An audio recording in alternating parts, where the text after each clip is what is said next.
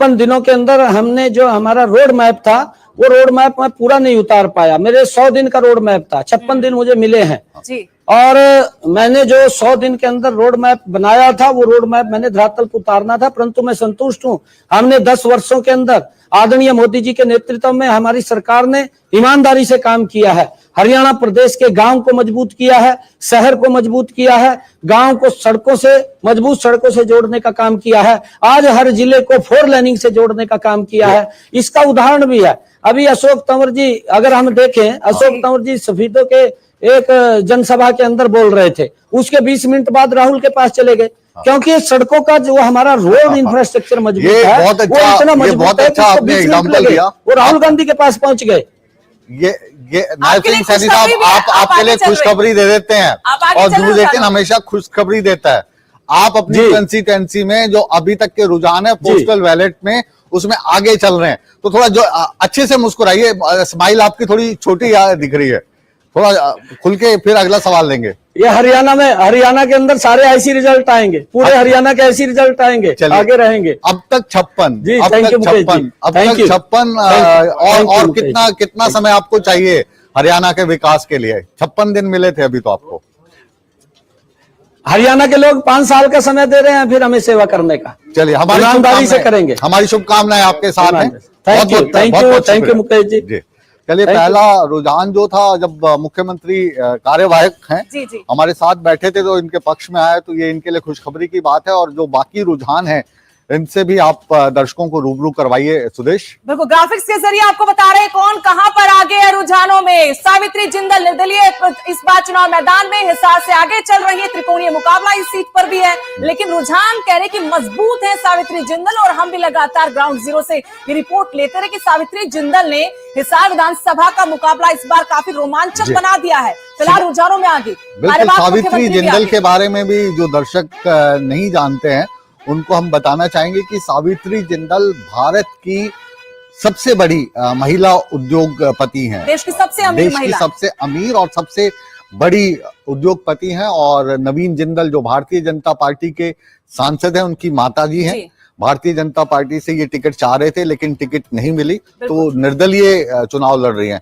अब इनके बेटे जो हिसार में घोड़े पे बैठ के आए थे, नवीन जिंदल, वो वोट भारतीय जनता पार्टी को डाल के गए हैं या सावित्री जिंदल को? इसमें क्या कयास लगाएंगे? उनका वोट वहां कुरुक्षेत्र में है तो वोट नहीं डाल पाए होंगे, तो हिसार से इनकी माता इस बार चुनाव मैदान में है। पहले भी चुनाव प्रचार किसका कर रहे थे ये बताइए? हाँ जी, प्रचार किसका करके गए? प्रचार किस बीजेपी का किया अपनी। उन्होंने कहा कि दोनों अलग अलग हैं, और एक बार लगा था कि निकल गई थी घर से, ऐसी जानकारी थी कि निकल गई दिल्ली के लिए, कांग्रेस ज्वाइन करेंगी, कांग्रेस टिकट देगी, लेकिन कहा गया कि ऊपर से फोन आया है उनके बेटे को, तो सारा मामला वहीं पर सिमट गया। लेकिन पीछे नहीं हटी, कहा कि मेरा फैसला, जनता ने फैसला किया, मैं चुनाव मैदान में। मैं ये पूछ रहा हूँ, नवीन जिंदल उस वक्त प्रचार जब वो घोड़े पे बैठ के कर रहे थे, अच्छा घोड़े पर तो वो माताजी का प्रचार करने आए थे? हो सकता है कि सांकेतिक ऐसी बातें हो, लेकिन उनकी तरफ से खुल के चुनाव प्रचार अपनी माताश्री का नहीं किया गया। जी, चलिए आगे बढ़ते हैं और जो बाकी सीट्स हैं और उनमें जो कड़े मुकाबले कौन कौन से हैं उनको एक बार फिर से दर्शकों से रूबरू करवाते हैं। और इस बीच जो हमारी रट की टीम है उनसे भी आग्रह है। गढ़ी सांपला किलोई से पूर्व सीएम भूपेंद्र सिंह हुड्डा आगे चल रहे हैं, मंजू हुड्डा के साथ इनका मुकाबला है। अगर ये ऐसे पहले उम्मीदवार होंगे जो बिना चुनाव प्रचार के अभी लीड बना रहे हैं रुझानों में, चुनाव प्रचार के लिए नहीं गए अपनी सीट पर इस बार, पूरे प्रदेश की चुनाव प्रचार की कमान क्योंकि संभाले हुए थे। ये आश्चर्यचकित करने वाला तो नहीं लग रहा है आपको? नहीं बिल्कुल नहीं, बिल्कुल नहीं, पहले से आपको कोई लग रहा मुकाबला ही नहीं, कोई मुकाबला नहीं। मंजू हुड्डा बहुत, और क्योंकि उनकी पैतृक सीट है, लगातार यहाँ से जीतते रहे हैं। मार्जिन कितना होगा ऐसी सीटों पर, सिर्फ ये देखा जाता है कि मार्जिन कितना होगा जीत का। जी, तो मतलब पहले हमारे साथ बात कर रहे थे नायब सिंह सैनी साहब जो कार्यवाहक का मुख्यमंत्री हैं, और अब हम एग्जिट पोल के हिसाब से देखें तो हुड्डा साहब भी आगे चल रहे हैं। तो दोनों के लिए खुशखबरी है। बिल्कुल बिल्कुल जी, लाडवा से आगे चल रहे हैं नायब सिंह सैनी, और यहाँ मुकाबला मेवा सिंह के साथ है, कांग्रेस के सिटिंग एमएलए भी। और यहाँ मुकाबला इस बार दिलचस्प इसलिए है क्योंकि लाडवा से चुनाव पवन सैनी लड़ते रहे हैं। इस बार पार्टी ने सेफेस्ट सीट समझकर करनाल नारायणगढ़ की जगह उनको लाडवा से चुनाव मैदान में उतारा है। और अभी तो रुझान है, तो कम से कम रुझानों में ये बीजेपी के लिए एक बड़ी राहत की बात है, जहां कांग्रेस ये दावा करती रही एक दावा और कर रहे हैं, एक दावा और कर रहे हैं सुदेश हम, कि जो नायब सिंह सैनी है वो आगे चल रहे हैं। ये वाली जानकारी भी किसने दी उनको? नेटवर्क 18 ने दी, क्योंकि उस वक्त हमारे साथ लाइव थे। और दर्शकों ये बता दें कि अच्छा, आज दो राज्यों के चुनाव है ना। हाँ, तो जम्मू कश्मीर के जो अपने सीनियर एडिटर हैं तेजिंदर सोढी, वो भी स्टूडियो में मुझे दिखाई दे रहे हैं दूर से, तो वो भी जुड़ेंगे और फिर जम्मू कश्मीर के बारे में भी हम उनसे बातचीत करेंगे। जारी जगमोहन आनंद है करनाल से, बीजेपी के उम्मीदवार हैं। सुमिता सिंह इनके सामने, कांग्रेस की पूर्व मंत्री, वो इनके सामने है चुनावी रण में। लेकिन रुझान कह रहे कि जगमोहन आनंद अभी आगे हैं करनाल विधानसभा सीट पर, जहां से इनके बारे में भी थोड़ी सी जानकारी मैं आपको दूं। जगमोहन जी, जब करनाल सीट को लेकर बातचीत चल रही थी, भारतीय जनता पार्टी आप जानती हैं 2014 में आई थी, तो करनाल में जो सबसे सक्रिय नेता हुआ करते थे वो होते थे जगमोहन जी। लेकिन सर्वे करवाया गया और मनोहर लाल खट्टर साहब जो हैं वो बहुत बड़े नेता थे संगठन के, लेकिन चुनाव उनका पहला था, तो सबसे जो सेफ सीट उनके लिए देखी गई सर्वे करवाकर, तो वो करनाल आई। और जगमोहन जी जो हैं वो पिछड़ गए, 2 बार मुख्यमंत्री लड़े, फिर जब उन्होंने वो सीट छोड़ी तो वहां से नायब सिंह सैनी साहब को खड़ा कर दिया। तो इस बार फिर से इनकी जो किस्मत है वो रंग लाएगी, ऐसा लग रहा है। जम्मू कश्मीर से भी रुझान आ गए हैं, जहां पर गठबंधन अभी आगे है। ये साथ में आपको आंकड़ा दिखा रहे हैं हम। शमशेर सिंह गोगी असंध से, जिनका बयान बहुत सुर्खियों में रहा था, विवाद हुआ था, मोहनलाल लीड कर रहे अखनूर से, रिजर्व सीट है बीजेपी के उम्मीदवार यहां से, और यहां बराबर अब बीजेपी और गठबंधन, ये एनसी कांग्रेस दोनों अभी बराबरी पर चल रहे हैं रुझानों में। बीजेपी के उम्मीदवार है लीड पर अखनूर से, रिजर्व सीट है मोहनलाल, और साथ में एनसी और कांग्रेस के लिए भी राहत की बात है कि वो भी रुझानों में आगे। लेकिन अभी क्योंकि अखनूर सीट पर बीजेपी आगे है। बिल्कुल, और इसकी जो विश्लेषण है ये थोड़ी देर बाद हम शुरू करेंगे कि कश्मीर में जो हालात हाजरा क्या है वो बताने के लिए हमारे साथ, जैसा मैंने बताया, तेजिंदर सिंह सोढी साहब भी थोड़ी देर बाद जुड़ने वाले हैं। और हरियाणा का अगर हम आगे रुख करें तो उसमें अभी आपको जो मौजूदा मुख्यमंत्री हैं नायब सिंह सैनी, वो आगे दिखाई दे रहे हैं। और एग्जिट पोल के हिसाब से जो कांग्रेस है, जिसमें मुख्यमंत्री होने की संभावना भूपेंद्र सिंह हुड्डा की सबसे ज्यादा दिख रही है, हालांकि उनकी आला कमान इसका फैसला करेगी, वो भी आगे चल रहे हैं। बिल्कुल, बड़ा चेहरा है और अपने कंधों पर चुनाव को लेकर चले। शुरुआत से टिकट बंटवारा, 72 उम्मीदवार, उनकी कहने पर टिकट उनको दिया गया। इसको लेकर नाराजगी भी देखी कुमारी सैलजा की, मात्र 10 ऐसे समर्थक जिनको वो टिकट दिलवा पाई। और नानौंद विधानसभा सीट में वो चाहती चौधरी अजय को टिकट मिले, लेकिन टिकट नहीं मिला। वो एक सीट ऐसी थी जहां पर आखिरी वक्त में सिर्फ नॉमिनेशन से 2 घंटे पहले टिकट दिया गया जस्सी पेटवाड़ को। जी, और जो रट की टीम है वो भी मुझे लगता है एकदम रेडी है, और उनके पास भी हम जाएंगे। लेकिन अगला जो नाम अब हम आपको दिखाने जा रहे हैं ग्राफिक्स के माध्यम से, जो इस पूरी चुनाव प्रक्रिया में चर्चा का विषय रहे हैं, उनके बारे में भी थोड़ा जाने। और ये जो ग्राफिक हम देख पा रहे हैं, सुदेश, इसको भी थोड़ा अपने दर्शकों को एक्सप्लेन कीजिए। अभी जो रुझान है आपको हम दिखा रहे हैं ग्राफिक्स के जरिए, 11 सीटें जहां पर रुझानों में बीजेपी आगे है, 21 सीटें विधानसभा की जहां पर कांग्रेस के उम्मीदवार आगे चल रहे हैं। लेकिन जेजेपी, आईएनएलडी, आम आदमी पार्टी या निर्दलीयों में 3 आंकड़ा पहुंच चुका है। 3 निर्दलीय हैं जो रुझानों में आगे चल रहे हैं। और हमारा अभी तक का अनुमान है कि 10 सीटें ऐसी जहां पर निर्दलीय बहुत मजबूत स्थिति में है, वो कांग्रेस और बीजेपी के बागी लोग हैं जो निर्दलीय चुनाव मैदान में खड़े हैं। तो यहां देखना होगा ये आंकड़ा जो रुझानों का है, जीत में कितना तब्दील हो सकता है। बीजेपी फिलहाल रुझानों में 11 विधानसभा सीटों पर आगे चल रही, कांग्रेस 21 पर, और जेजेपी के लिए यहां पर अस्तित्व बचाने की लड़ाई है। एनएलडी को उम्मीद है कि इस बार कुछ बड़ा होगा, करिश्मा होगा। यहां पर अस्तित्व बचाने की लड़ाई इनेलो के लिए भी है। लेकिन एग्जिट पोल से थोड़ी राहत तो मिली होगी कि 1 से ज्यादा सीटें बताई गई, लेकिन ये राहत क्या परिणामों में रहेगी, इस पर भी नजरें हैं। ये आंकड़ा आपको बता रहे हैं कि अभी रुझान क्या कह रहे हैं हरियाणा विधानसभा चुनाव के लिए। बिल्कुल, और ये जो आंकड़े हैं ये तो अभी रुझान ही है पोस्टल बैलेट के, अभी इनको जी बिल्कुल। तो ये जो एग्जिट पोल आया था उससे मिलते जुलते ही दिखाई दे रहे हैं हमें। जी बिल्कुल, अभी तो एग्जिट पोल से मिलते जुलते हैं, क्योंकि अभी तो सिर्फ बैलेट पेपर की ही काउंटिंग स्टार्ट हुई है। जब ईवीएम खुलेगी उसके बाद ये वेरी करेगा, जाहिर सी बात है। 24 का चक्रव्यूह है हरियाणा विधानसभा चुनाव, जम्मू कश्मीर विधानसभा चुनाव, दोनों ही राज्यों में 90 विधानसभा सीटें, जिसके लिए जनता ने अपना फैसला दे रखा है। ईवीएम में कैद है उम्मीदवारों की किस्मत। आपको ग्राफिक्स के जरिए रुझान बता रहे हैं, और सबसे पहला रुझान न्यूज़ 18 ने आपको दिया। और हमारे रट टीम हमारे साथ मुस्तैदी के साथ जुड़ी हुई है। सूरज भारद्वाज हमारे साथ जुड़ गए हैं। सूरज जी बताइए क्या अपडेट है वहां से, किस तरीके से रुझानों में कौन सी पार्टी जम्मू कश्मीर और हरियाणा में आगे चल रही है? जी बिल्कुल, देखिए सुदेश, अभी जैसा एग्जिट पोल था, जो रुझान शुरुआती न्यूज 18 के जरिए हम अपने दर्शकों को बता रहे हैं, कमोबेश वही सूरत यहाँ पर बन रही है। की आवाज हम तक नहीं पहुंच पा रही। एक बार जो टेक्निकल से गुजारिश करेंगे कि वापस सूरज जी के पास हम जुड़ेंगे। और हाँ सूरज जी, क्या आप हमें सुन पा रहे हैं? एक बार जरा फिर से देखिए कि बिल्कुल सुदेश, आवाज आपकी आ रही है मुझे? जी जी बोलिए बोलिए, बताइए क्या अपडेट है? जी देखिए, अपडेट यही है, जो एग्जिट पोल के जो रुझान आए थे, एग्जिट पोल में जो नतीजे बताए गए थे, जो शुरुआती रुझान न्यूज 18 के जरिए हम अपने दर्शकों को बता रहे हैं, वो तकरीबन वही आ रहे हैं।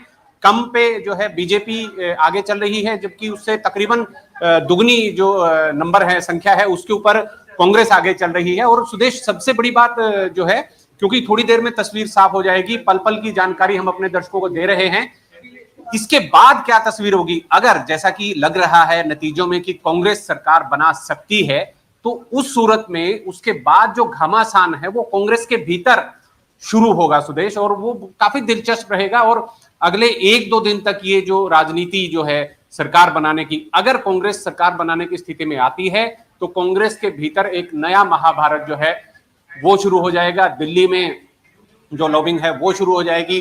भूपेंद्र सिंह हुड्डा अभी वहां पर हैं, रोहतक में हैं, नायब सैनी जो भी न्यूज 18 के साथ जुड़े हुए हैं, हमारे साथ उन्होंने बातचीत की, वो कुरुक्षेत्र में डटे हुए हैं। तो ये तमाम तरह की जो चीजें हैं, देखना ये है कि कहीं अगर सूरत इस तरह की बनती है कि कोई भी पार्टी जो है, या कांग्रेस बहुमत के पास नहीं पहुंचती है, बीजेपी के आसार वैसे भी कम शुरू से ही दिखाई दे रहे हैं, उस सूरत में क्या होगा, वो जोड़ तोड़ वाली राजनीति जो है वो मायने रखती है कि क्या उस वक्त क्या होगा।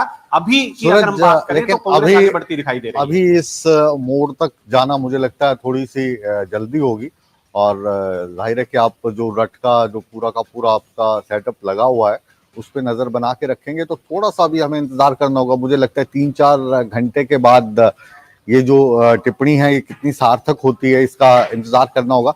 अभी जो बाकी हमें रुझान मिल रहे हैं, क्योंकि अभी खाली पोस्टल बैलेट के खुले हैं, तो थोड़ा जल्दबाजी होगी कि अभी नेता कौन बनेगा, तो थोड़ा सा इंतजार करें अभी। बिल्कुल बिल्कुल मुकेश जी, और कोई लेटेस्ट जानकारी आपके पास? बस यही कि अभी थोड़ी देर पहले जो आपने भी दर्शकों को बताया था, जो खुद लाडवा सीट से कार्यवाहक मुख्यमंत्री नायब सिंह सैनी हैं, वो लीड कर रहे हैं। बाकी तकरीबन जो है बीजेपी अभी रुझानों में, अगर पोस्टल बैलेट की रुझान की बात करें तो बीजेपी उसमें पीछे दिखाई दे रही है, कांग्रेस आगे बढ़ रही है। और थोड़ी देर के बाद जो है तस्वीर और ज्यादा आएंगे आपके पास, रुझानों को लगातार अपडेट देते रहेंगे कौन कहां पर आगे। देवेंद्र कादयान है, गन्नौर से निर्दलीय उम्मीदवार हैं, ये आगे चल रहे। बीजेपी से टिकट की उम्मीद थी लेकिन टिकट बीजेपी ने नहीं दिया। पूर्व मुख्यमंत्री मनोहर लाल खट्टर के बेहद करीबी देवेंद्र कादयान, पूरी ताकत भी दिखाई, बड़ी बड़ी रैलियां की, बड़ी बड़ी जनसभाएं, रोड शो किए देवेंद्र कादयान ने, और ये भी कहा कि हर हाल में गन्नौर विधानसभा सीट इस बार वो ही जीतेंगे। 24 का ये जो देवेंद्र कादयान हैं, ये निर्दलीय खड़े हुए हैं, तो थोड़ा सा इसमें हमें ठीक करना होगा। और दूसरे जो बड़े नेता हैं वहां पे बड़े कद के, वो कुलदीप शर्मा जी हैं। बिल्कुल, कुलदीप शर्मा कांग्रेस की तरफ से हैं। और देखना होगा कि यहाँ पर जो मुकाबला देवेंद्र कौशिक को यहाँ से, क्योंकि टिकट दिया है बीजेपी ने, और देवेंद्र कौशिक को लेकर नाराजगी थी कि कभी लोकसभा जो चुनाव हुए थे वहां पर पार्टी खिलाफ गए थे, पार्टी खिलाफ जाकर उन्होंने प्रचार किया था, लेकिन उन्हीं को पार्टी ने टिकट दिया है। देवेंद्र कादयान को लग रहा था कि गन्नौर में लगातार मेहनत मैं कर रहा हूं, और पूर्व सीएम मनोहर लाल खट्टर के बेहद करीबी हैं, युवा चेहरा थे, तो टिकट मुझे मिलना चाहिए। जब टिकट आलाकमान की तरफ से नहीं आया तो कहा कि निर्दलीय चुनाव लड़ूंगा। मनाने की कोशिशें भी भरपूर हुई थी, लेकिन आखिरकार जब बात नहीं बनी तो निर्दलीय चुनाव मैदान में है, और मुकाबला बेहद दिलचस्प है। इस सीट पर त्रिकोणीय मुकाबला है जी। और आइए अब रुख करते हैं जम्मू कश्मीर का, हरियाणा के बाद, और तेजिंदर सिंह सोढ़ी हमारे साथ जुड़ रहे हैं। तो सोढ़ी साहब, एक बार फिर से आपका स्वागत है। और जम्मू कश्मीर में जो एग्जिट पोल देखने को मिला था, क्या रुझान उसी तरफ जाते दिखाई दे रहे हैं? देखिए, आप और मैं लगातार इस बारे में चर्चा कर रहे हैं, लोगों को बता रहे हैं कि किस तरह से हरियाणा और जम्मू कश्मीर का जो रिजल्ट है आज वो सामने आ जाएगा। जम्मू कश्मीर की अगर बात करें तो 90 सीटें हैं जम्मू कश्मीर विधानसभा की, जिनमें 3 फेजेस में पोलिंग हुई थी। पहले 24 सीटों पे, दूसरे फेज में 26 सीटों में और तीसरे फेज जो 1 अक्टूबर को था उसमें 40 सीटों पे मतदान हुआ था। आज जो रिजल्ट है पूरे 90 की 90 सीटों का कुछ ही घंटों में सामने आ जाएगा। लेकिन जिस तरह के अभी रुझान हम अपने दर्शकों को स्क्रीन पे दिखा रहे हैं, कांग्रेस जो अभी ये रुझान है, क्योंकि अभी पोस्टल बैलेट खुले हैं, कांग्रेस के साथ ये, हालांकि अभी थोड़ा मैं कहूंगा अपनी ग्राफिक टीम से कि नेशनल कॉन्फ्रेंस प्लस होना चाहिए, कांग्रेस प्लस नहीं, क्योंकि वहां पर जो बड़ी पार्टी है, जो गठबंधन, जो प्री पोल अलायंस है, उसमें बड़ी पार्टी नेशनल कॉन्फ्रेंस है और कांग्रेस जो है वो एक सहयोगी पार्टी है। तो नेशनल कॉन्फ्रेंस और कांग्रेस का जो इस वक्त तक लीड आया है वो 24 सीटों का है, बीजेपी 21 सीटों पे है और बाकी जो अभी क्योंकि ये पोस्टल बैलेट है, ईवीएम की काउंटिंग अभी कुछ देर में शुरू होगी। जो एग्जैक्ट फिगर हैं, जैसे मुकेश जी हम बार बार यही कह रहे हैं, एग्जिट पोल और एग्जिट पोल में जो फर्क है वो आज सामने आ जाएगा। लेकिन कहीं ना कहीं मुकेश जी, सोनी साहब, आपका जो तजुर्बा है वो क्या कहता है, क्योंकि लगभग 2 दशकों से आप पत्रकारिता में हैं, इस बार काफी लंबे अंतराल के बाद वहां पे चुनाव संभव हो पाए हैं।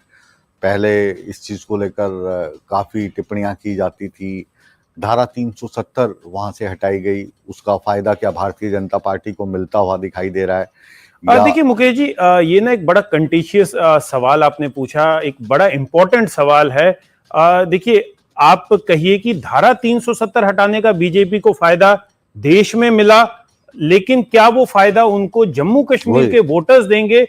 वो आज जो रिजल्ट है वो सामने आ जाएगा। कहीं ना कहीं बीजेपी के लिए अब ये साख का इशू बना हुआ है उनके, क्योंकि अगर आप 2014 की इलेक्शन देखें, उसका रिजल्ट देखें, तो बीजेपी ने जम्मू संभाग में से 25 सीटें जीती थी। पिछले 10 सालों में बीजेपी ने एड़ी चोटी का जोर लगा लिया है कि वो कश्मीर घाटी में पहली बार अपना खाता खोल सकें और इस बात को क्लेम करें कि कश्मीर घाटी में भी लोगों ने जो 370 को हटाने का फैसला था उसे स्वीकार किया है। जो दूसरी पार्टीज हैं, जिस तरह नेशनल कॉन्फ्रेंस है या पीडीपी है, उनका बार बार ये कहना है कि कश्मीर में लोगों ने 370 हटाने के फैसले को रिजेक्ट किया है। और ये जो इलेक्शन है, देखिए, नेशनल कॉन्फ्रेंस, पीडीपी या बाकी जितनी भी कश्मीर बेस्ड छोटी पॉलिटिकल पार्टीज हैं, उनका ये कहना है कि एक मैंडेट होगा लोगों का कि क्या वो 370 हटाने से खुश हैं, क्या वो 370 हटाने के फेवर में हैं या उसके अगेंस्ट हैं। तो कहीं ना कहीं वो पार्टियां इस रिजल्ट को उस नजरिए से देखेंगे। बीजेपी के लिए, जैसे मैंने पहले कहा, कि साख का इशू बना हुआ है कि जम्मू में जो उनकी 25 सीटें 2014 में आई थी, कम से कम वो उसे रिटेन कर लें। जी, लेकिन अगर हम भारतीय जनता पार्टी की बात करें तो भारतीय जनता पार्टी ने जो अपना फैलाव है वो महज जम्मू रीजन तक रखा है।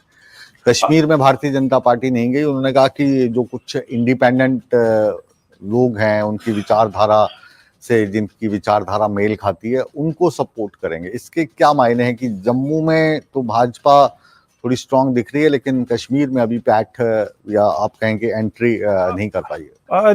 देखिए मुकेश जी, यही बात जो थी पार्लियामेंट इलेक्शन में देखने को सामने आई, क्योंकि तब भी बीजेपी ये क्लेम कर रही थी कि बीजेपी जो एक टाइम पे कश्मीर घाटी में लोग एक्सेप्ट नहीं करते थे, उन्होंने कम से कम वहां पर 5 लाख से ऊपर की मेंबरशिप जो है लोगों ने बीजेपी ज्वाइन कर ली है। लेकिन पार्लियामेंट इलेक्शन में बीजेपी अपना एक भी कैंडिडेट खड़ा नहीं कर पाई।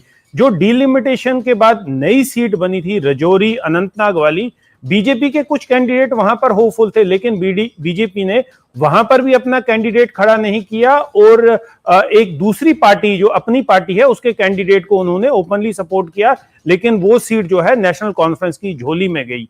उसके बाद बीजेपी ने कश्मीर घाटी पे फोकस नहीं किया। हालांकि इस पार्लियामेंट जो अभी ये असेंबली के इलेक्शन हुई है, उसमें प्रधानमंत्री ने भी कश्मीर में रैली की, होम मिनिस्टर ने भी कश्मीर में रैली की, रक्षा मंत्री राजनाथ सिंह ने भी गुरेज में और कश्मीर के कुछ अलग अलग इलाकों में रैलीज की हैं। हालांकि कल जब हम बीजेपी के प्रधान जो रविंदर रैना है उनसे बात कर रहे थे, उन्होंने एक उम्मीद जताई है कि कहीं ना कहीं गुरेज में, जहां पर राजनाथ सिंह ने एक पब्लिक रैली की थी, वो सीट कहीं ना कहीं बीजेपी होपफुल है कि जीत जाएगी, लेकिन मुझे नहीं लगता, क्योंकि वहां पर नेशनल कॉन्फ्रेंस की काफी वो स्ट्रांग होल्ड माना जाता है। नजीर कुरैशी वहां से कई बार मेंबर लेजिस्लेटिव असेंबली रह चुके हैं, डेप्यूटी स्पीकर रह चुके हैं, तो बीजेपी के लिए वो टेढ़ी खीर ही कश्मीर घाटी साबित होगी। बीजेपी ने इसीलिए लास्ट के कुछ दिनों में, मुकेश जी, जैसे हम आप और मैं पहले भी बात कर रहे थे, बीजेपी ने जो लास्ट फेज था, तीसरे फेज से कुछ दिन पहले, लगभग 10-15 दिन, जो अपनी ताकत थी वो जम्मू रीजन में झोंकी, और उसका फायदा जो है बीजेपी को आज आता हुआ नजर आएगा। जी चलिए, अभी क्योंकि मैं यही कहूंगा कि इस पर टिप्पणी करना भी मुश्किल है कि फायदा होगा नहीं होगा, लेकिन कोशिश जो थी और जहां पर भारतीय जनता पार्टी ने जोर लगाया, थोड़ी साहब बता रहे हैं कि वो जम्मू रीजन था, लेकिन कश्मीर में अभी थोड़ा सा भारतीय जनता पार्टी के लिए मुश्किल है। और जो एग्जिट पोल आया है उसमें नेशनल कॉन्फ्रेंस और कांग्रेस, उसको बढ़त मिलती दिखाई दी, और भारतीय जनता पार्टी जो है, अगर एवरेज कहें तो हम 90 में से 25 के आसपास सिमटती दिखाई दे रही है, जो एग्जिट पोल के मुताबिक। सुदेश बिल्कुल, और ये रुझान साथ साथ में आपको ग्राफिक्स के जरिए अब दिखा रहे हैं। असम सीट शमशेर सिंह गोगी, यहां से कांग्रेस के उम्मीदवार आगे चल रहे हैं। वहीं इंदुराज सिंह नरवाल, अभी बड़ौदा, ये ठीक करना होगा नाम इसका, बड़ौदा विधानसभा सीट है, कांग्रेस के उम्मीदवार है, सिटिंग एमएलए भी है, लेकिन इस बार कांग्रेस के बागी इनके लिए मुश्किलें पैदा करने वाली स्थिति ले आए थे। अब देखना होगा कि कितनी मुश्किलें पैदा कर पाएंगे, या फिर इंदुराज सिंह नरवाल, जो भूपेंद्र सिंह हुड्डा, दीपेंद्र हुड्डा के बेहद करीबी हैं, वो फिर से उपचुनाव के बाद विधानसभा पहुंचेंगे। अभी तो रुझानों में आगे चल रहे हैं इंदु सिंह नरवाल। आपको ये लगातार हम बताते रहेंगे, दिखाते रहेंगे कि कौन सा उम्मीदवार हरियाणा में, जम्मू कश्मीर में रुझानों में आगे चल रहा है। फिरोजपुर झिरका से मामर खान, कांग्रेस के उम्मीदवार, आगे चल रहे हैं। नू हिंसा का आरोप लगा था, जेल जाकर आए थे, लेकिन कांग्रेस से फिर से भरोसा जताया, मामर खान को टिकट दिया, और फिलहाल फिरोजपुर झिरका से वो अभी रुझानों में आगे। कंट्रोवर्शियल रहे हैं ये जो नू वाली हिंसा हुई थी।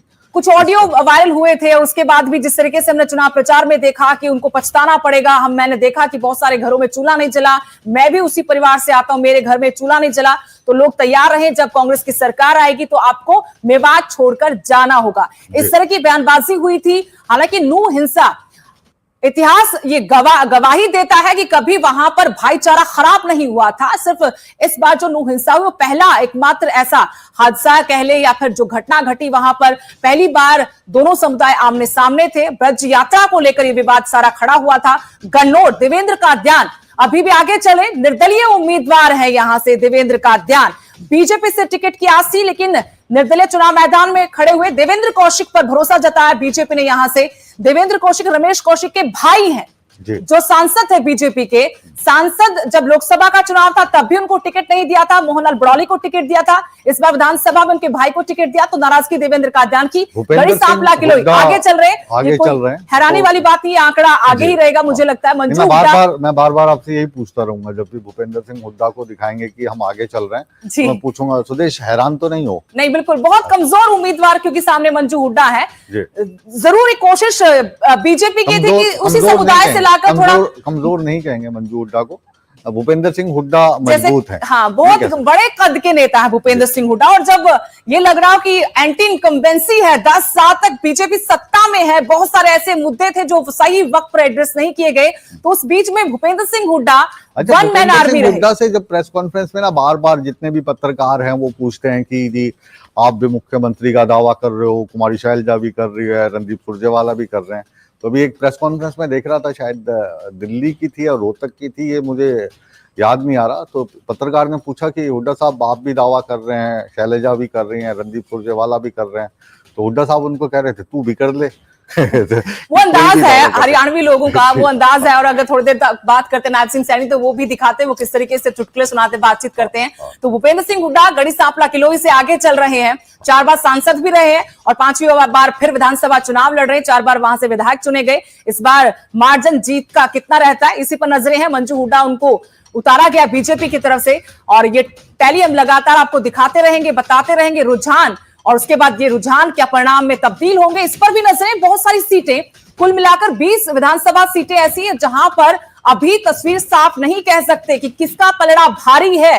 24 का चक्रव्यूह इसलिए क्योंकि चक्रव्यूह रचा जाता है चुनावी बिसात पर एक दूसरे के खिलाफ। Kaithal seat high profile seat है, आदित्य सुरजेवाला इनकी नहीं, इनके पिता जो राजस्थान से कांग्रेस के राज्यसभा सांसद है, उनकी प्रतिष्ठा दांव पर लगी हुई कैथल से, क्योंकि सामने लीलाराम गुर्जर हैं।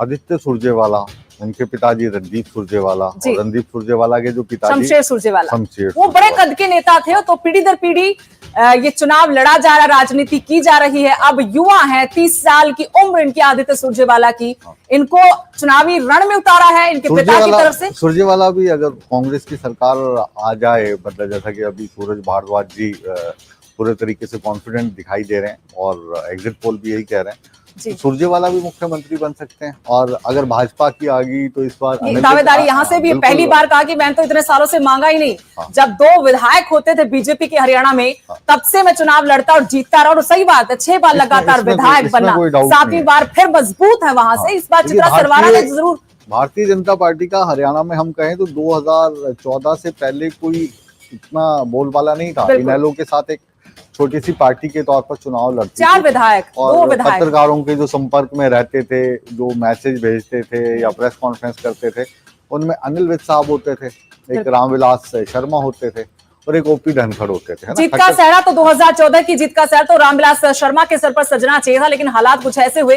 कमलेश ढांडा बहुत पुअर परफॉर्मेंस हर बार रही इनकी, मंत्री पद इनको दिया, राज्य मंत्री थी, लेकिन इस बार लगा कि बीजेपी शायद टिकट काट देगी, लेकिन टिकट नहीं काटा। अभी पीछे चल रही, कोई हैरानी की बात नहीं मुकेश जी यहाँ पर, अगर ये पीछे चल रही है। इसमें भी आप हैरान बहुकोणीय नहीं मुकाबला है। बहुकोणीय ऐसे कि रामपाल माजरा इनेलो की तरफ से प्रदेश अध्यक्ष पार्टी के मजबूत है, कद्दावर नेता है, वो चुनाव मैदान में है। ये विकास सहारण, इनका अपना कद नहीं, जैसे कि हमने पहले बात की आदित्य सुरजेवाला की, वो राज्यसभा सांसद रणदीप सिंह सुरजेवाला के बेटे हैं। विकास सहारण हिसार से लोकसभा सांसद जेपी के बेटे हैं, तो बेटे को टिकट दिलवाया, टिकट से पहले नॉमिनेशन करवा दिया था 11 तारीख को ही, और उसके बाद अब आगे चल रहे रुझानों में, लेकिन सामने आम आदमी पार्टी के उम्मीदवार। कॉन्फिडेंस था या मतलब कांग्रेस को धमकी? वो कहते कि हम ही कांग्रेस हैं। अच्छा। जब उनसे पूछा गया कि बिना टिकट के नॉमिनेशन, तो कहा कि हम ही कांग्रेस हैं, असली कांग्रेस हम है। देवेंद्र सिंह बबली